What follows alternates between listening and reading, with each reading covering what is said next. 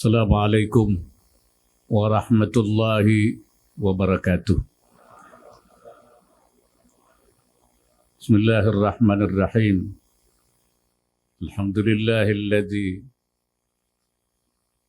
arsala rasulahu bil huda wa dinil haq liyudhhirahu 'ala ad-din kullih. Salatu wassalamu ala khairi khalqih Sayyidina wa Maulana Muhammadin Nabihi wa Rasulih wa ala alihi wa ashabihi wa ansarihi wa junudi. Yang saya hormati Ketua Badan Amil Zakat Basnas Nasional beserta jajaran, para ulama, santriin dan santriat. Ini ada santriin, santriat. So, semua yang hadir nih santriin, santriat. Termasuk saya minus santriin juga. Hadirin tamu undangan yang berbahagia. Saya diberi tahu juga ada Direktur Utama Bank Syariah Indonesia hadir. Terima kasih. Alhamdulillah pada pagi hari ini di tempat ini, tempat Wakil Presiden, dan memang selalu ada acara-acara seperti ini. Ini di hari santri ini diluncurkan beasiswa santri Basnas. Ini bagian daripada gerakan dan perjuangan santri di tanah air.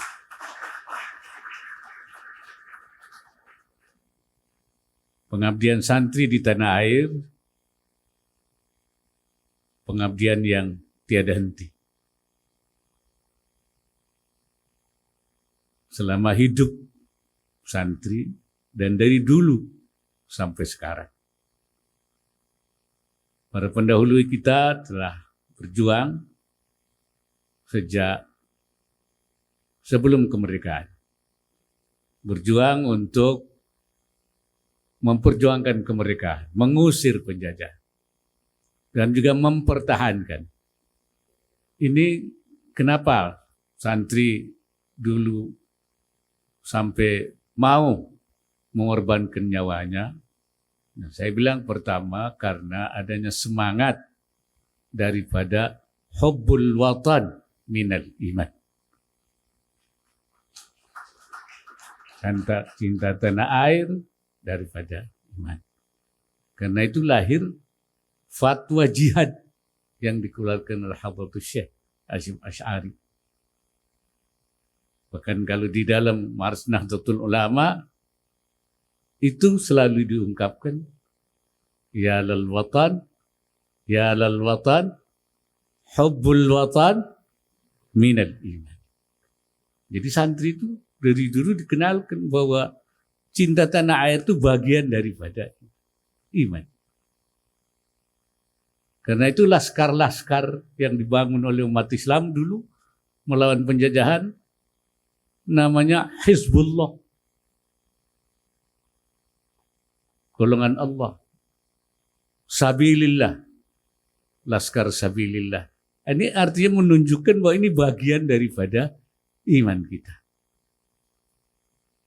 Oleh karena itu menjaga, bangun tanah air itu bagian daripada kehidupan masyarakat santri. Dan kita juga, kaum santri, akan terus mempertahankan negara ini. Seperti tadi di Marsnya, NKRI adalah harga mati.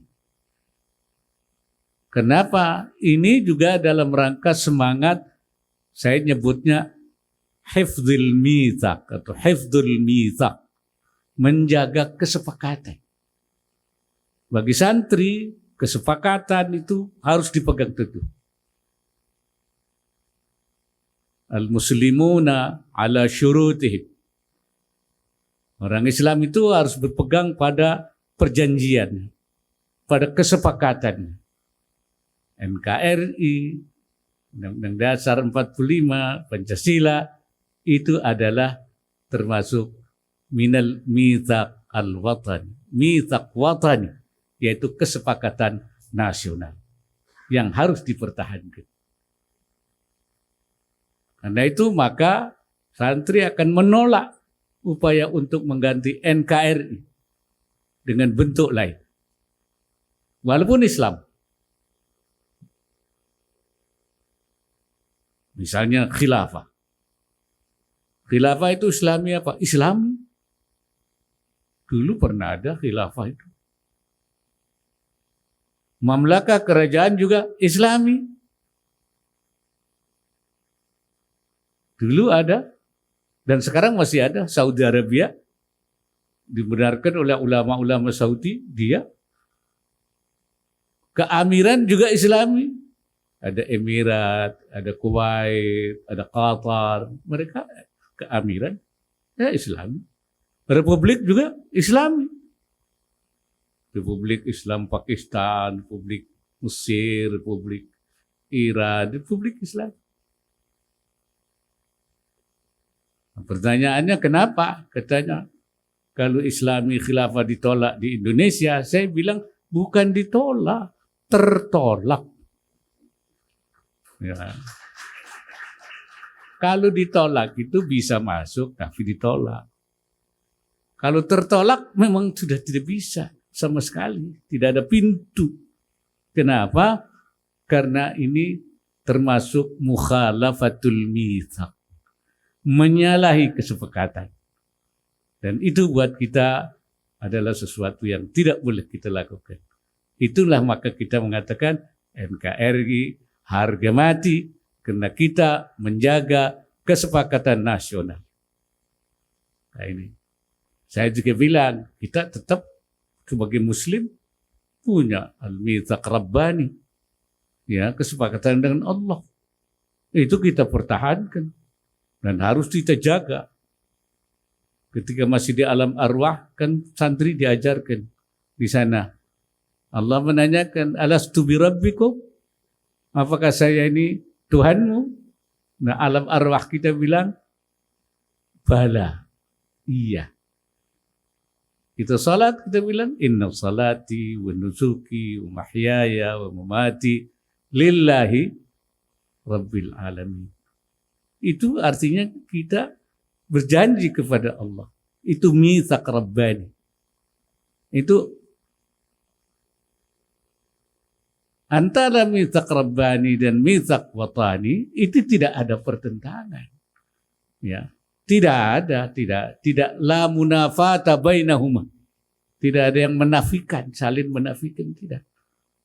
Kenapa? Karena mitsaq watani itu bagian daripada perintah Allah, daripada mitsaq rabbani. Ini prinsip yang kita pegang.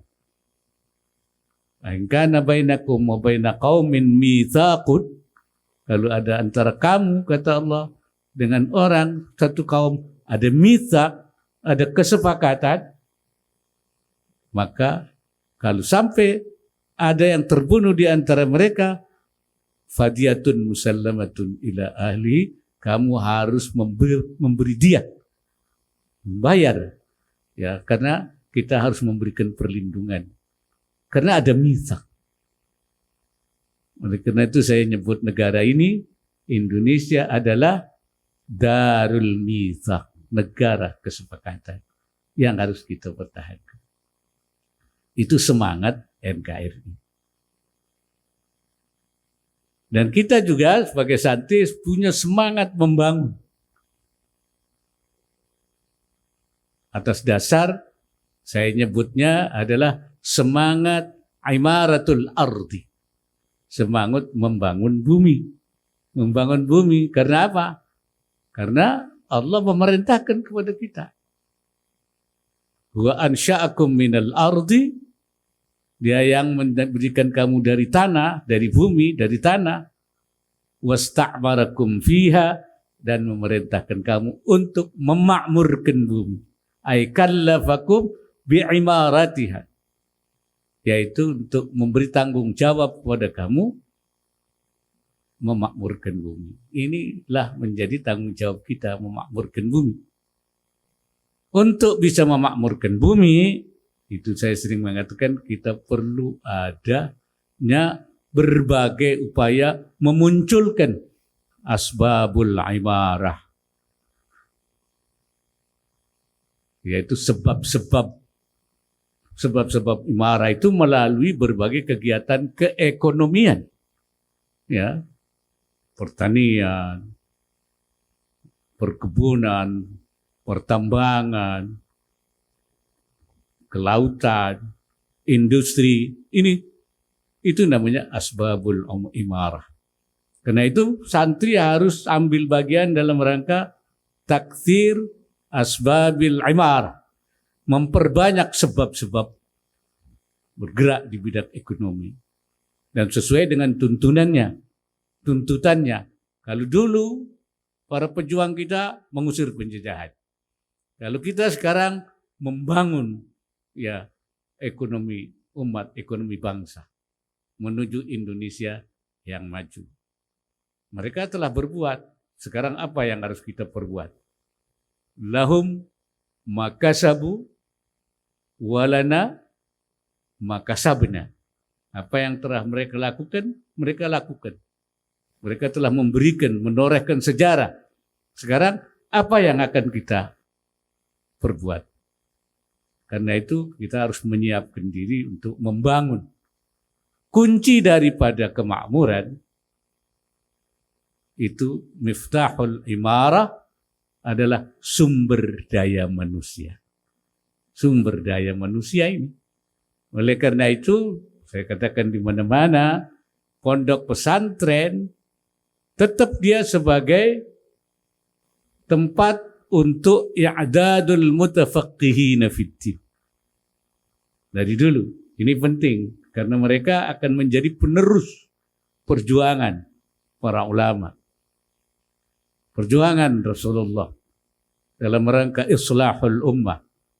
Tapi juga pesantren harus menjadi tempat i'dadul mu'ammirin al-ardh, yaitu menyiapkan para pemakmur bumi.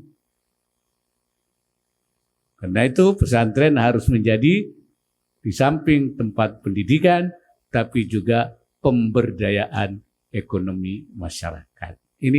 Ini saya kira pola kita sesuai dengan tuntutan keadaan.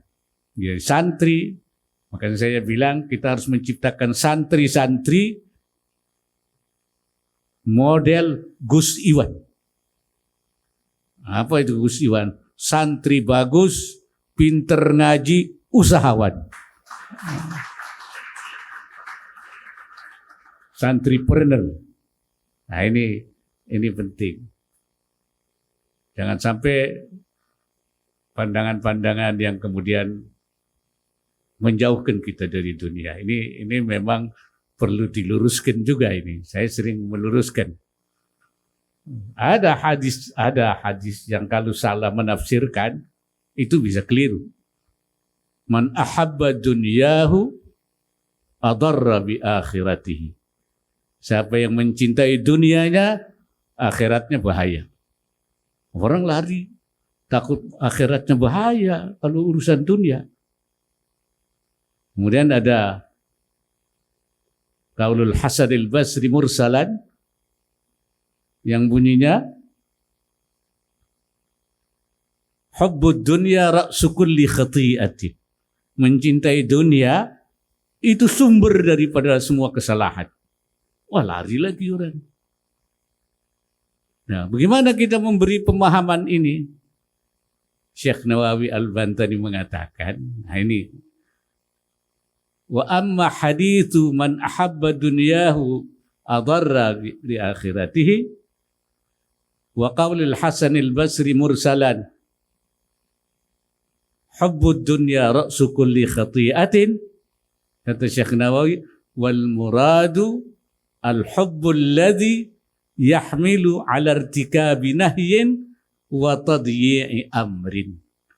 Kecintaan yang di situ itu yang membawa akibat tidak baik itu, yang dimaksud kecintaan yang mendorong kita untuk melakukan yang larangan-larangan.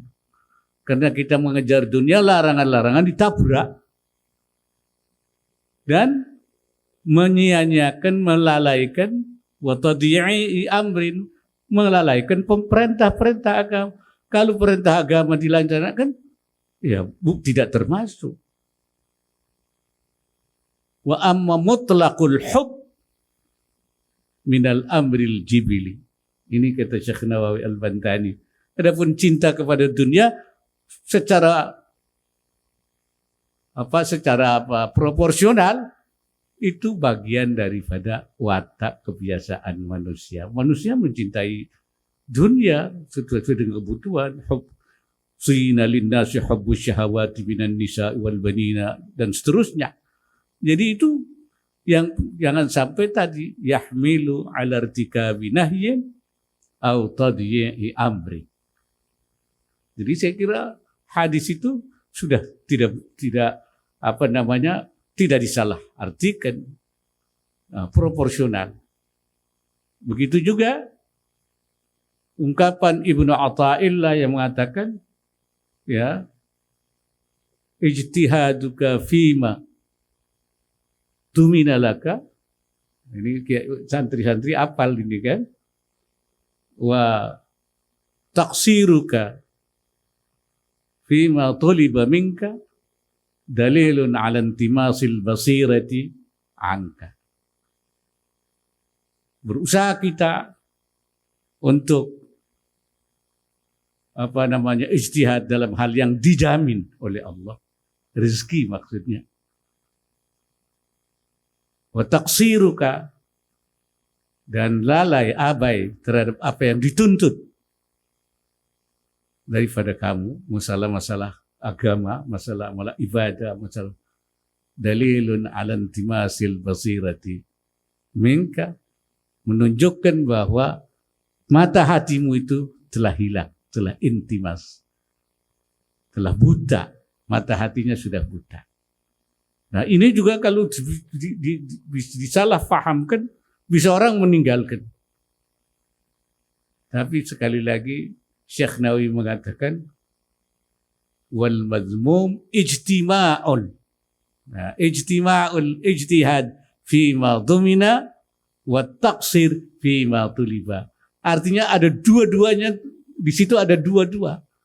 Kalau kita bersikap terhadap masalah-masalah yang sudah dijamin, kita kemudian bersungguh-sungguh terus mencari rezeki, tetapi yang kewajiban kita yang dituntut oleh Allah kita taksir, itu mazmum.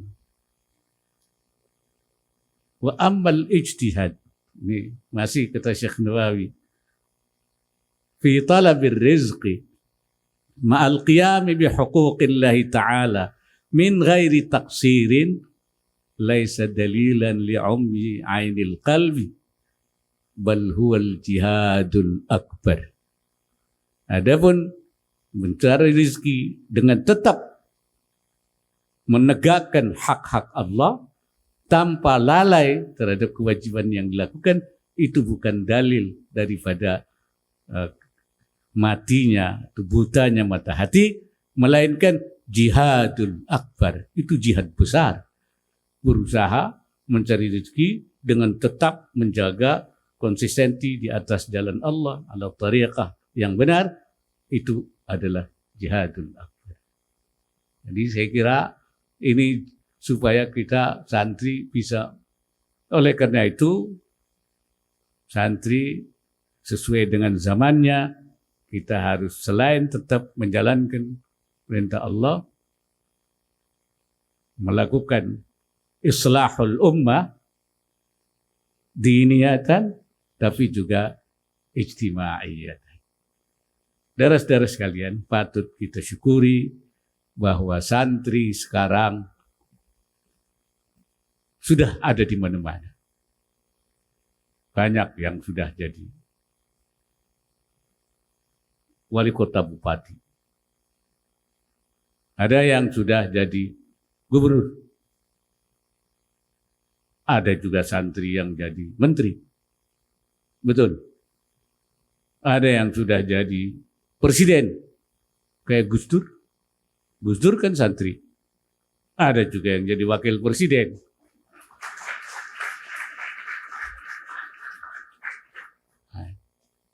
Jadi santri bisa. Tapi bukan menginginnya santri untuk mencari kedudukan. Itu bukan khatwahnya santri. Bukan khatwah insani. Kekuasaan, kedudukan, kemuliaan. Kenapa? Santri itu adalah sesuai dengan khitah. Dengan khatwahnya. Yaitu islahul ummah. Memperbaiki umat. Diniyatan wa ijtima'iyatan. Seperti Nabi Syuaib mengatakan, in uridu illal islah. Kalau urusan jadi ini, jadi itu namanya khatwah rabbaniyah. Itu urusan Allah. Kalau masalah namanya itu mulkiyah, kekuasaan, itu bukan langkah kita manusia, tapi khatwah rabbaniyah. Ya, qulillahumma malikal mulki tu'til mulka man tasha' wa tanzi'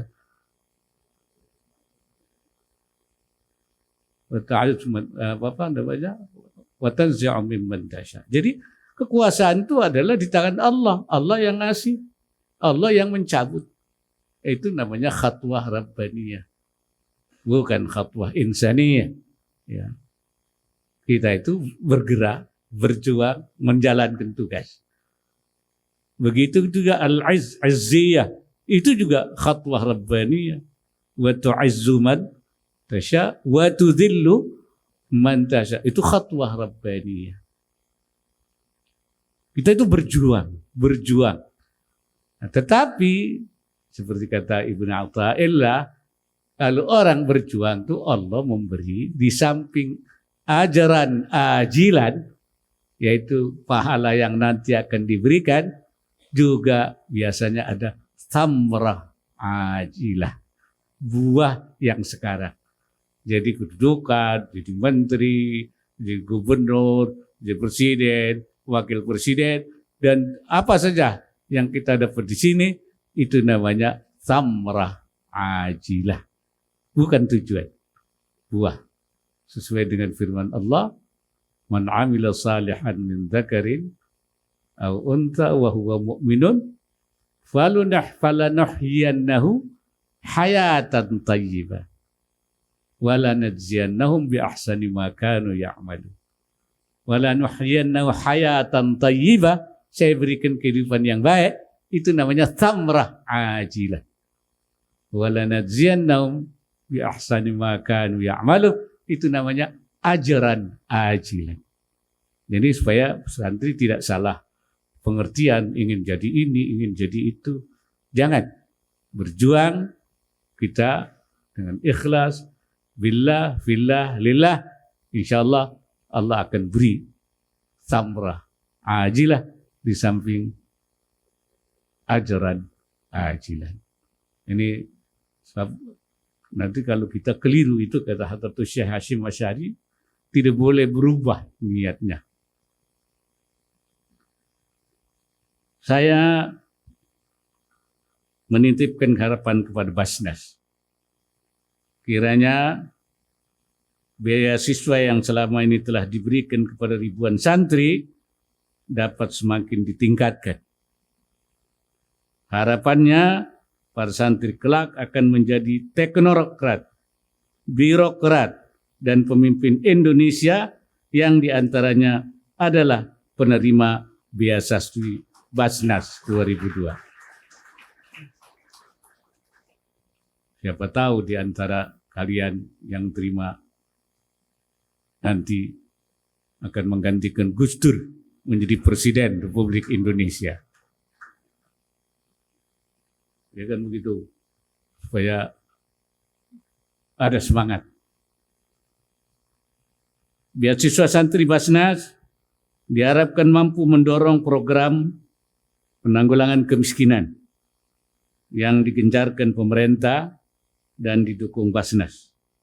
Saya berkali-kali dengan Basnas ya memberikan untuk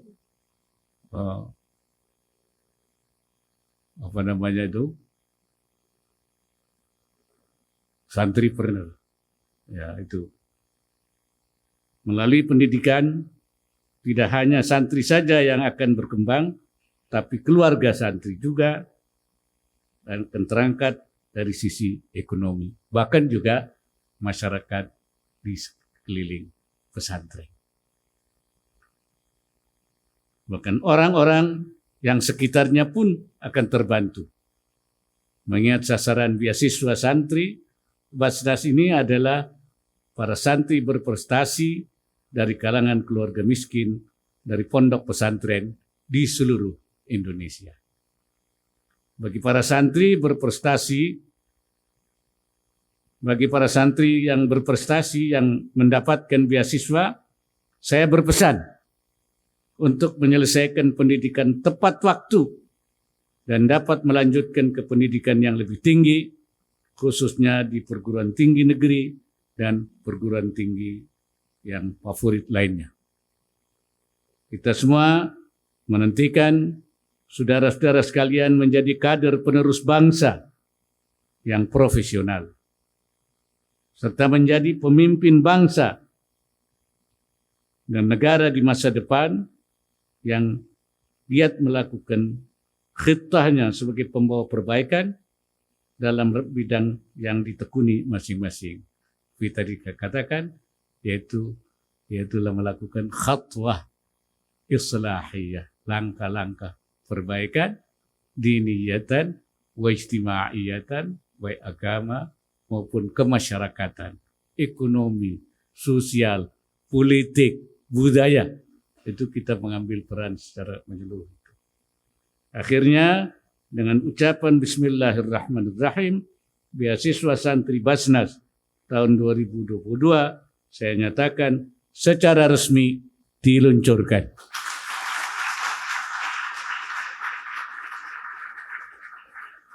Semoga Allah Subhanahu wa Ta'ala senantiasa memberikan inayahnya, memberikan himayahnya, dan meridai segala upaya yang kita lakukan. Wallahul muwaffiq ila aqwamit thariq. Assalamualaikum warahmatullahi wabarakatuh.